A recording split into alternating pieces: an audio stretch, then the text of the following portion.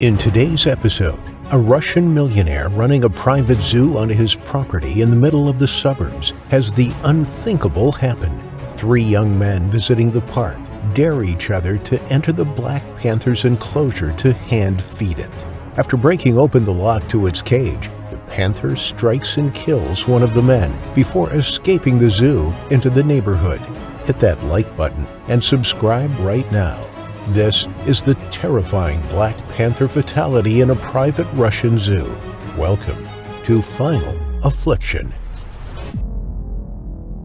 The following story has few concrete details. It seems that no one is willing to talk openly about what happened at a small private zoo in Russia on December 2, 2017. Set within the Istra district, located 25 miles west of Moscow, lies the village of Obnovyeny Trud.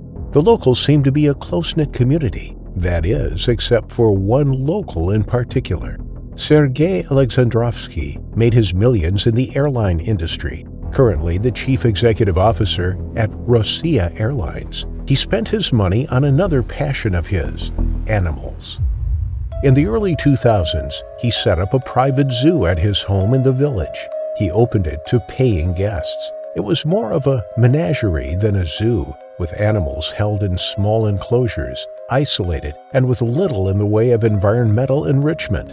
In 2020, Russia passed a law that meant keeping many exotic animals privately was banned. This was for the welfare of the animals as well as the safety of the owners. However, before the law was passed, it was relatively easy for civilians to purchase and keep exotic pets within Russia.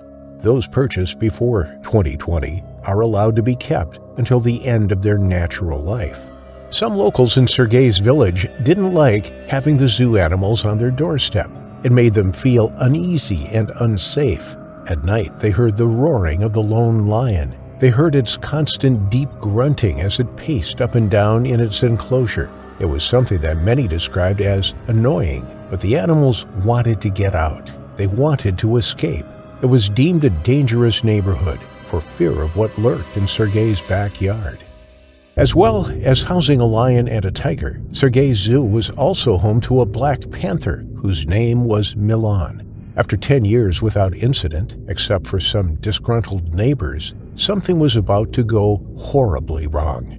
Security wasn't as tight as it perhaps should have been. People could walk right up to the big cat's cages, just inches from the animals' faces.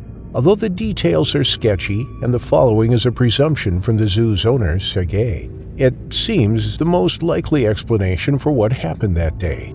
A Ukrainian man was staying with two of his friends nearby. It was a reunion of sorts, and the three of them were enjoying plenty of drinks when they decided to visit the zoo. Under the influence of a significant amount of alcohol, they began to behave mischievously, and one of them claimed that he could feed the Black Panther. He was bold and brazen, fueled by the alcohol in his system and the confidence it gave him as he walked up to the enclosure. The holes in the black metal mesh were too small to put his hand through, so instead he decided to try the gate. It was locked. The panther was lying, resting on its wooden shelf inside one section of its enclosure. It lifted its head and watched the man as he tried to work out how to get in through the gate. Its placid appearance lulled the man into a false sense of security. Despite having been locked up its entire life, the panther was anything but docile. It still had its killer instinct, and the foolish man was about to enter its territory, its domain, the one thing that belonged to it, and the one thing that it could instinctively protect. The Ukrainian man managed to break the lock and force his way into the enclosure. The second he stepped foot inside, the Black Panther leapt down from its shelf. It trotted over to the man and, without hesitation, leapt onto him. Black Panthers are melanistic variants of leopards or jaguars, and it has not been divulged which species this one was. Both stalk their prey, getting within feet of it before pouncing on top of it. Leopards dispatch smaller prey by a single bite to the back of its neck, severing the spinal column or crushing the skull. They kill larger prey by suffocating it with a bite to the throat. Jaguars typically subdue their prey by a bite to the back of the neck. They have the third strongest bite force after lions and tigers, but the strongest relative to their size. They can clamp their jaws down with a force of 1,500 psi, enough to crush a human skull. Whichever species this one was, it was a formidable predator. The man leapt when the jaguar jumped down off its shelf. The hairs on the back of his neck stood on end. His heart began pounding, and he realized just how stupid he had been. He had foolishly assumed the panther would remain on its shelf and allow him to hand feed it. But as it leapt onto him, he was brought crashing down to the cold, hard stone floor. He let out a cry. In the seconds before the fatal bite, he could feel the warmth of the panther's body on top of him. He could feel its heavy weight as it pinned him down. He couldn't move. He couldn't push it off him. The panther's eyes were fixated on its prey. In his final moment, he felt the warm, moist breath of the panther as it closed its jaws around his throat. He struggled to breathe.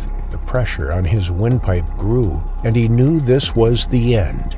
The big cat's canines severed an artery as it bit down harder, and blood poured out of the wound. Moments later, the man was still.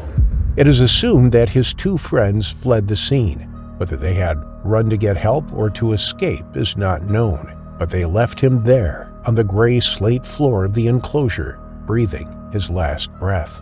The black panther didn't eat the man. Instead, it stood up and raised its nose in the air. It walked over to the gate and sniffed it. The gate had been left unlocked. The panther pushed it with its nose and it swung open. Tentatively, the panther stepped through it. It was out. Nobody noticed it, and when it leapt over a fence and off the property, it disappeared into the surrounding neighborhood. Later, the man's body was discovered. Other visitors screamed when they saw him lying on the ground, a pool of dark blood around his head. Then it dawned on them the cage door was open. The black panther was out and about somewhere. It was lurking in the neighborhood and could attack at any moment. A local walked his dog along the street, unaware of the potential danger he was in. Crucially, nobody was informed of the Black Panther incident at the time. The authorities were called to the scene, and Sergei Alexandrovsky arrived at the Panther's enclosure. Initial reports were that a keeper had been killed because of the uniform the man was wearing, but Sergei denied knowing the man, saying that he did not work there. He suggested that the man was drunk and entered the enclosure on a dare. It seemed like a possibility. But at that moment, the most important thing was to find the Black Panther before it could cause any more damage. Nobody knew where it was, and there hadn't been any reported sightings. Instead of informing the locals and warning them to stay indoors, the authorities decided that they didn't want to make a fuss or cause alarm. It was better if they dealt with the situation privately, without the public getting involved. It took several hours before the big cat was located. It hadn't gone far and was found crouched underneath some undergrowth, probably scared in its unfamiliar surrounds. When it was eventually recaptured, Sergei insisted that it should not be killed. When locals found out what had happened, there was outrage, not least of all because they hadn't been informed that the cat had escaped. Children had been playing outside. People had been walking their dogs. Anybody could have been attacked in the hours that followed the incident. Some said that they wished it had been Sergei who had been killed by the panther. At least then, maybe his zoo would be shut down and they could walk their neighborhood without fear. An investigative committee that deals with serious crimes in Russia was sent to work on the case. They needed to determine the cause of death and the handling of the situation.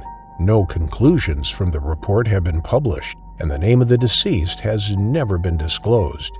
As of this day, the Black Panther was never put down. It was deemed a defensive attack, as the man entered its cage unexpectedly. The zoo also remains open for business, the animals waiting for the day that someone else opens up one of their cages, so they can bring someone else to their terrifying final affliction.